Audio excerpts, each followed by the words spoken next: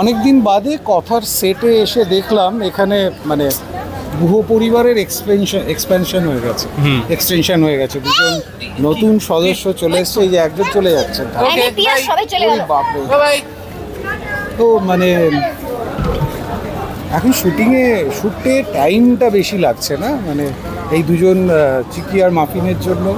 না, শ্যুট তো আমরা 14 ঘন্টাই করছি, মানে সেই অর্থে টাইম বেশি লাগছে বলে আমার ধারণা নয়। কিন্তু শ্যুটের যে আবহাওয়া সেটা কিন্তু পাল্টে গেছে, মানে এখন একঘেয়েমিটা আর নেই। বড়দের যে নিজেদের রাগ অভিমান এই সেগুলো আমরা সব ভুলে গেছি। বল সরি আমি ইন্টারাপ্ট করে দিলাম, সরি এক্স্যাক্টলি তুই আমার মুখের কথাই বলছিস। আর ফোনের মধ্যে যে থাকে, হ্যাঁ সেটাও নেই। তাই খুব একটা মনে হচ্ছে না যে বেশি ফ্লোরে থাকছি, মানে এটা এই ফিলিংটা একদমই হচ্ছে না যে বেশি সময় লাগছে, মানে খুব বিরক্ত লাগে, এটা একদমই হচ্ছে না। দুটো অ্যাঞ্জেল একদম, মানে হ্যাঁ দুটো পুতুল মনে হচ্ছে একদম, মানে দুটোই খুব মিষ্টি, খুব মিষ্টি। যা বলা হচ্ছে সেটাই রিপিট করছে।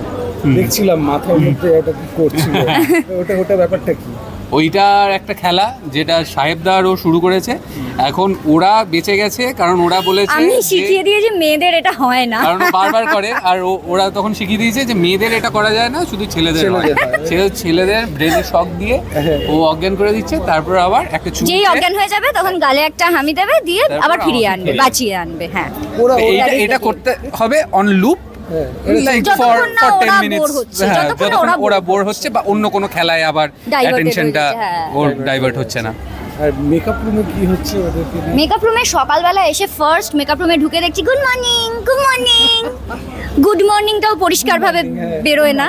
হ্যাঁ, সে মেকআপ রুমে মেকআপ টেবিলের সামনে বসে একটা ব্রাশ নিয়ে গালে ঘষছে, একটা ঠোঁটে এরম করে লিপস্টিক পরছে, একটু চুল আঁচড়াচ্ছে।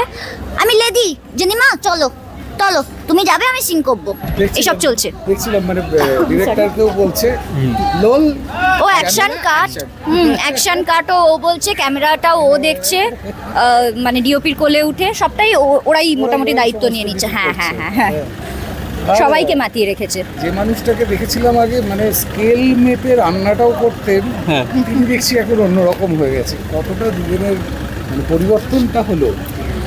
ডেফিনেটলি পরিবর্তন ভালোই হয়েছে, কারণ মানুষের তো সিচুয়েশনের সাথে সাথে চরিত্রের কিছু জিনিস চেঞ্জেস আসেই।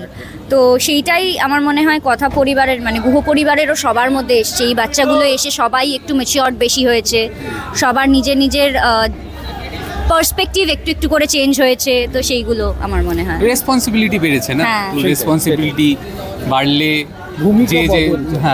যে চেঞ্জেসগুলো একজন মানুষের হয় সেইগুলোই হয়েছে আর কি। আর দুজনকে ইন্ডিভিজুয়ালি বলছি, সামনে পুজো, প্রথমত পুজোর প্ল্যানিং কি সেটা একটু জানো।